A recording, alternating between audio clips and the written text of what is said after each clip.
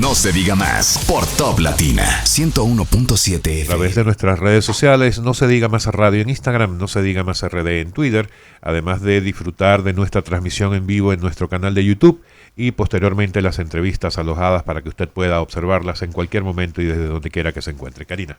Mira, nos acaba de llegar una información de que estarán suspendiendo el servicio de teleférico de Santo Domingo a partir de las 9 de la mañana de este martes 22 hasta tanto mejoren las condiciones climáticas. Una vez sea reanudado el servicio, será confirmado por la OPRED inmediatamente.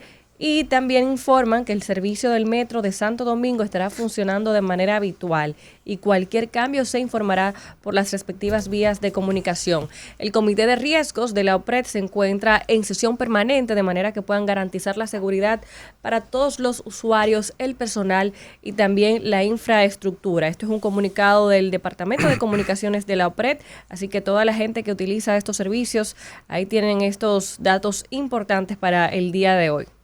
Amigos, recuerden, sigan las redes de las instituciones que se encargan de mantener actualizado todo el tema alrededor de la llegada de la tormenta Franklin al país, particularmente el COE. Yo pienso que la del COE es la que cuenta con información, tanto la del COE como la de ONAMED. Ambas cuentas están permanentemente informando, manténgase por allí. Ustedes recuerden que ante cualquier emergencia, cualquier situación que usted pueda, de la cual usted pueda vivir o que de la cual usted pueda saber en cualquier momento, llame al 911. Allí deben darle soporte a cualquier tipo de emergencia que se presente durante el día de hoy y las próximas horas o próximos días a raíz de la tormenta Franklin. Bueno, vamos a darle la bienvenida a nuestro segundo invitado del día de hoy y es nada más y nada menos que el buen amigo Guarocuya Félix, el reconocido economista Guarocuya Félix, titular de la Secretaría de Asuntos Económicos del Partido de la Liberación Dominicana, uno de los 3 protagonistas políticos del día de ayer. No usted, el partido. Mi partido. Guarocuya, bienvenido. Buenos días, gracias por estar con nosotros. Pero vamos a darle ese aplauso también. Claro que sí, un aplauso merecido. Muchas gracias. Bueno, yo voy a empezar con una pregunta nada común. Por donde tú quieras.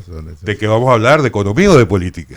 Yo quisiera hablar de lado. Exacto, vamos a empezar con razón. política. Vamos a empezar con política. Hablar de esa alianza en el día de ayer, las expectativas. Ya conversamos un poquito con César Fernández, pero para que nos dé pienso su que ustedes visión. han visto una, digamos, la percepción que se tiene desde la Fuerza del Pueblo sobre la alianza. Hay que entender que en sistemas democráticos, sobre todo sistemas democráticos que tienen doble vuelta, las alianzas son prácticamente imprescindibles. Sí. Es difícil ganar en primera vuelta. Por supuesto que ocurre, el PLD lo ha hecho, lo hizo el presidente Hipólito Mejía, aunque le faltaron unas décimas en el año 2000, pero digamos que lo adecuado para poder sobreasegurar un triunfo electoral es tener alianzas. Y si algo se diferencia a la República Dominicana de muchos de los países de la región, es que los partidos tienen la capacidad de pactar dialogando. Y esto es muy importante. Es verdad que luego a mí en lo personal y a una parte de la ciudadanía nos gustaría que pactáramos sobre programas, no sobre solo candidaturas. Excelente, yo creo que ese es un paso todavía por trillar en la política de la República Dominicana, es decir, pactar en base a programas. Creo que hay muchos temas para pactar. Creo que el desarrollo no tiene una meta de llegada, simplemente es un camino a recorrer. Y los partidos políticos, por supuesto, son agentes necesarios para ese cambio hacia mejorar la calidad de vida de las personas. Pero en sentido general, digamos que las alianzas son eso, son la búsqueda del poder a través de tener una mayoría que le permita ganar elecciones. Y justo en eso me gustaría que entremos. ¿Cómo la alianza opositora Rescate RD piensa enfrentar los desafíos económicos de la República Dominicana, ya que en el día de ayer presentaron, digamos, hasta un escenario un poco catastrófico, yo diría, en la forma en la que presentaron la situación del país? ¿Y cómo piensan enfrentar estos problemas? Mira, esos son de los puntos que todavía habrá que conversar. Piensa que lo que se anunció ayer es una alianza en la cual se está en un proceso de negociación dinámico, por decirlo de alguna manera. No es una alianza que esté totalmente cerrada. De hecho, yo cuando escuchaba a César conversar desde fuera de la cabina, me preguntaba lo mismo. Es decir, él decía, bueno, ¿cuál va a ser el protocolo que vamos a utilizar? ¿Cómo se van a reunir los grupos de trabajo? Yo creo que son los aspectos ya de lo que los políticos tradicionales llaman la carpintería pequeña, la letra pequeña, que hay que ir afinando para saber exactamente cómo articular equipos que van más allá de las candidaturas. Tienen que ver precisamente con propuestas o con visiones. Es verdad que en República Dominicana no hay una gran diferencia ideológica entre los partidos políticos. Eso es así. Y yo no diría ni siquiera grande, yo diría no hay ni No siquiera una hay. pequeña En la diferencia práctica ideológica. todos Y fíjate que yo actúan ayer igual. cuando Yo creo que escuchaba... lo que no hay es ideología, ya en estos tiempos. Yo creo que sí hay ideología, lo que pasa es que la ideología está muy implícita. Y sí hay manifestaciones ideológicas, hay personas que manifiestan comportamientos que corresponden claramente a una visión conservadora, otros que hacen propuestas mucho más progresistas, pero se hace de manera implícita, digamos, no es explícita. Sí, así es. Como ocurría, digo, en República Dominicana nunca ocurrió Sí. como en otros países de la región. Si tú vas al Cono Sur, tú vas a la Argentina, Argentina es más difuso, porque incluso nosotros estamos casi en una difusión tipo Argentina, si tú te pones a pensar, y ayer yo reflexionaba, todos los partidos del sistema político dominicano vigente que tienen algún tipo de probabilidad de hacer gobierno, todos tienen la misma matriz. Es decir, es una especie de peronismo criollo lo que nosotros tenemos. Prácticamente todos tienen el mismo punto de partida. Entonces, esto es un tema que, bueno, es como se ha evolucionado, es como ha evolucionado la participación política en República Dominicana. ¿Seguirá eso siendo así en el futuro? Bueno, el futuro es impredecible, no lo sabemos. El futuro se construye cada día. Pero sí hay diferencias en matices. No necesariamente en grandes contenidos, en los grandes discursos, pero sí hay matices que tú podrías encuadrar claramente desde el punto de vista ideológico. Y para decirte, recuerdo una lectura de Norberto Bobbio, un libro del año 94, después de la caída del muro de Berlín, que los analistas, los pensadores hacían esta política. Bueno, cayó el muro de Berlín, cayó el socialismo real, cayó el comunismo, y salió el libro aquel de Fukuyama, del fin de la historia, que muy mal interpretado, porque lo que quería decir Fukuyama era que era el fin de un tipo de historia, un tipo de discurso, un tipo de visión societal, no exactamente el fin de la historia en su totalidad. Y bueno, Norberto Bobbio decía, mira, ahora que hay un cuestionamiento sobre si existe la izquierda y la derecha, pues sí, existe izquierda y derecha, y la podemos analizar a partir de donde los gobiernos o los partidos políticos ponen sus énfasis. Un partido político que pone más énfasis en apoyo a los grupos sociales, a los grupos más vulnerables, es un partido mucho más progresista que lo que es un partido que privilegia más los empresarios. Entonces sí hay ideología. Claro. Yo creo que es claramente que un partido como el PRM hoy en el gobierno privilegia más a los grupos económicos empresariales que a los grupos sociales. Yo creo que eso ha quedado muy claro. Entonces sí hay ideología. O sea, no es que no la hay de manera implícita. Ojalá que en algún momento la discusión que pudiese hacerse entre las diferentes fuerzas políticas, incluyendo la que estamos pactando, sea mucho más rica desde el punto de vista del contenido programático hacia las políticas públicas que deben de aplicarse una vez tú eres gobierno, ¿no? Bueno, Cuya, antes de irnos, te voy a dejar una pregunta porque vamos ya a te una vas, pausa. O sea, no, que vamos a una pausa. La primera vez voy a pedir que me traigan de primero. Porque si el tema económico, sí. No hablo de la macroeconomía, que esa estabilidad ha estado desde los últimos 30 años, pero algo que es una piedra en el zapato para la actual administración son los altos costos de los productos de la canasta básica y el acceso a esto a la clase más marginal, y que es prácticamente el voto más recurrente. La gente que más vota básicamente son los que sufren más. Digamos, los más pobres son los que más participan electoralmente porque ponen mucho más esperanza en un cambio de administración, un cambio de gobierno, en un cambio incluso de política, aunque no lo expresen de esa manera, en un cambio de política y un cambio de políticos. Entonces, eso siempre va a ser un tema para cualquiera que sea gobierno. Por supuesto que el tema de los precios sigue siendo un tema fundamental para la economía dominicana y para la actual administración. Si tú ves la prensa de hoy, todavía la prensa destaca que se siguen registrando incrementos de precios en los alimentos productos provenientes una del variabilidad sector muy extrema de un día a otro, una locura. Y con la estabilidad de la tasa de que... A ver, es que yo creo que la economía, y por lo menos la economía de este momento, es una economía, a ver cómo lo puedo expresar de manera que pueda darme a entender. Digamos que estamos en una especie de equilibrio inestable.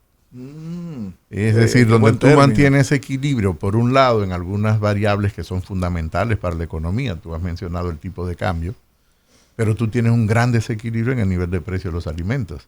Tienes un gran desequilibrio en el nivel del mercado de trabajo, donde todavía la mayoría de las personas que consiguen un trabajo sigue siendo en el sector más informal de la economía. Dicho sea de paso, a mí no me gusta esa clasificación. Llevo 20 años hablando de otra clasificación, pero sí, no me he dado a entender. Pero bueno, para que nos entendamos por lo menos en este momento, digamos que hay una especie de equilibrio inestable en ese sentido, donde tú tienes amplios sectores de la economía que mantienen desequilibrios que son importantes y que por supuesto impacta sobre todo el bolsillo de la gente, la capacidad de comer de la gente. Sí. Esto es real, no es un tema que lo registran las propias estadísticas oficiales de los organismos que tienen responsabilidad sobre este tema. Guaracuya, vamos a hacer una pausa y continuamos esta conversación. Por favor. Estamos con el economista Guaracuya Félix, titular de la Secretaría de Asuntos Económicos del PLD, en No Se Diga Más. Amigos, de vuelta en No Se Diga Más a través de Top Latina y continuamos nuestra conversación con Guaracuya Félix. Guaracuya, rápidamente el tema del anticipo. Como lo Alex, pero yo tú sabes que quiero aprovechar para dar una respuesta a algo que hace unas semanas el gobierno afirmó. Fíjate que el gobierno afirmó, para justificar los adelantos, que se habían tomado un adelanto en el 2013. En febrero del 2013. Eso es absolutamente falso. Yo era el director de impuestos internos en ese momento y el gobierno de Danilo Medina nunca pidió adelantos. Por lo menos en mi etapa, nunca. Es decir, nunca pidió adelantos. Lo que ocurrió fue la devolución de un impuesto, en todo caso. Y lo voy a explicar para que puedan entenderme ustedes y los que nos escuchan, los que allá nos ven, ¿no? en los diferentes canales. Se había en el 2011 establecido un impuesto transitorio, que era el del 1% a los activos financieros netos de la banca, que era, como he dicho, transitorio porque es un impuesto muy agresivo, porque va a gravar directamente el pasivo que manejan los bancos. Cuando yo deposito 100 pesos en un banco, para mí es un activo, pero para el banco es un pasivo, porque es un préstamo que tiene al que tiene que responderme. Sí. Porque además tiene que responderme generándome un beneficio. Claro. Entonces el banco tiene que generar beneficio hacia adelante. Es verdad que cuando tú tomas un préstamo para el banco es un activo y para ti es un pasivo. Entonces cuando tú grabas los activos netos financieros de la banca, tú estás grabando lo que es en el fondo un pasivo de la banca. Entonces por eso el impuesto se había previsto transitorio. Se ratifica ese impuesto en la reforma de finales del 2012 mediante un acuerdo con la banca de que efectivamente se iba a ver posteriormente, a pasada la reforma, como efectivamente se hizo.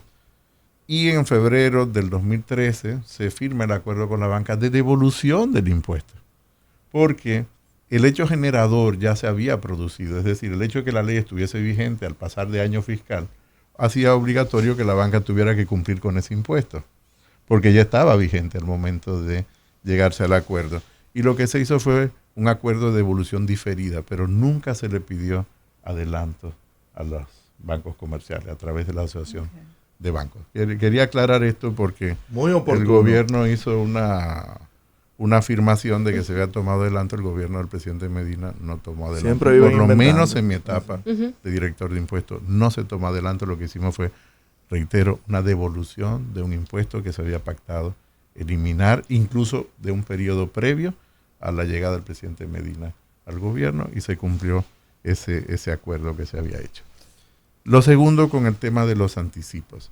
Fíjate que el anticipo es un tema siempre muy, digamos, de mucho interés, porque muchas personas realizan actividades económicas que están sujetas al anticipo.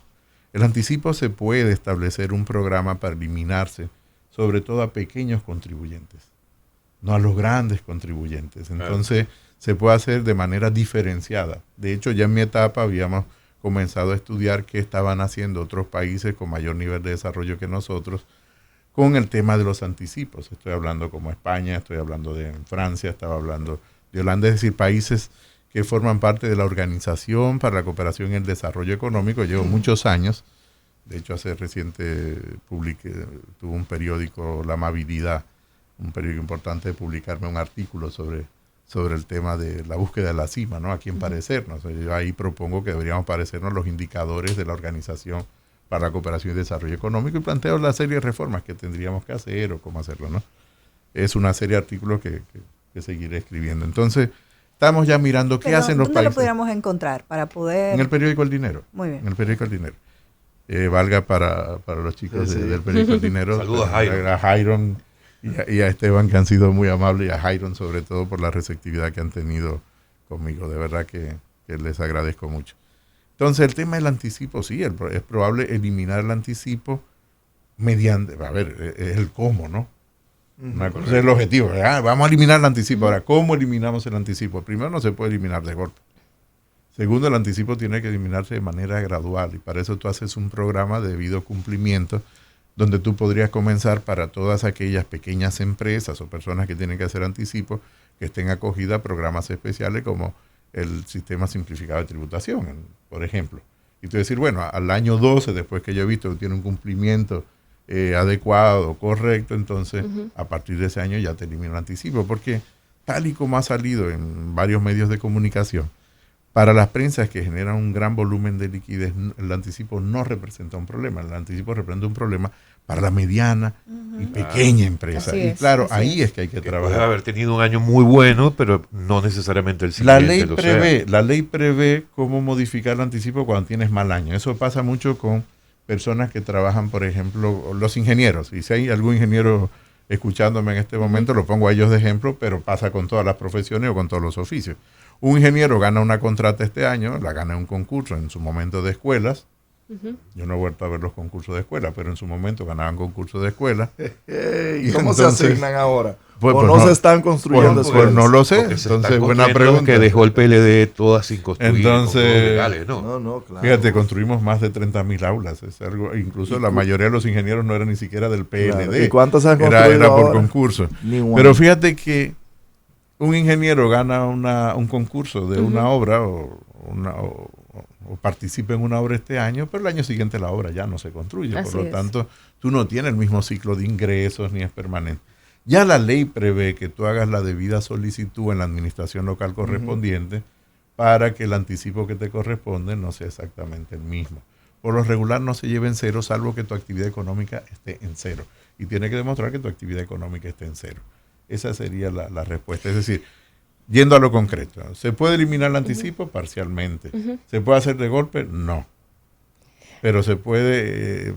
¿Por qué no se puede eliminar de golpe? Porque ese es el flujo de liquidez que necesita el Estado para poder financiar los gastos corrientes de cada mes. Claro. Así. A propósito de su experiencia... Lo que quiero decir es que hay que tener mucho cuidado cuando se plantean estas cosas. Y hay que ser lo suficientemente honesto cuando uno dice, sí, vamos a eliminar tal cosa. Sí, se puede eliminar gradualmente, haciendo un programa. Hay que eliminarlo, sobre todo para las muy pequeñitas empresas y las medianas empresas, y se hace a través de un programa de debido cumplimiento en un periodo de tiempo determinado, que puede ser 12 meses desde el día 1 que comienza. Pero para las grandes empresas que no tienen grandes problemas de flujo, eso no representa un problema en principio. A propósito de su experiencia, en la DGI tuvimos la noticia que salió en varios titulares en el día de hoy sobre la implementación de 2 placas, una delantera y una trasera. Ellos dicen que esta disposición está en la ley sobre transporte, movilidad terrestre y seguridad vial. ¿Qué opinión le merece esta nueva medida? Que es muy correcta. Es algo que estuvimos analizando incluso en la etapa que fui director de Impuestos Internos. No tuvimos los recursos suficientes para poder implementarla. De hecho, en la etapa que fui director, el presupuesto que me correspondió administrar, como siendo la principal oficina recaudadora, fue el del año 2011 durante 4 años. Es decir, que el presupuesto se fue haciendo negativo en términos de la inflación. Claro. Es decir, que me tocó un periodo de mucha restricción. Eso incrementó la productividad de la oficina, lógicamente. Es el periodo, probablemente, uno de los periodos de menor costo por unidad cobrada tuvimos, ¿no? Porque tuvimos que recurrir, valga la repetición, a mejorar la productividad de la oficina, pero es una medida que ya se había previsto hace un tiempo, y yo creo que es correcta, y además está en la ley del Intran. Guarocuya, lamentablemente se nos fue el tiempo por el día de hoy. Así es. Lamentable porque La próxima siempre hay vez muchos- yo espero que no me inviten a hablar de impuestos, sino que hablemos de temas mucho más entretenidos, ¿no? como la política. Puede ser la política, puede ser de teatro, puede ser de literatura. Guarocuya, Yo- ya sabes para eso qué está muy bien, posición hablemos vas. de Está muy cosas. bien. En el 24 ya sabes para dónde vas, más o menos. Yo creo que eso no lo sabe nadie. O sea, y además, fíjate, y ahora te voy a responder muy serio a una pregunta que es muy simpática, ¿no?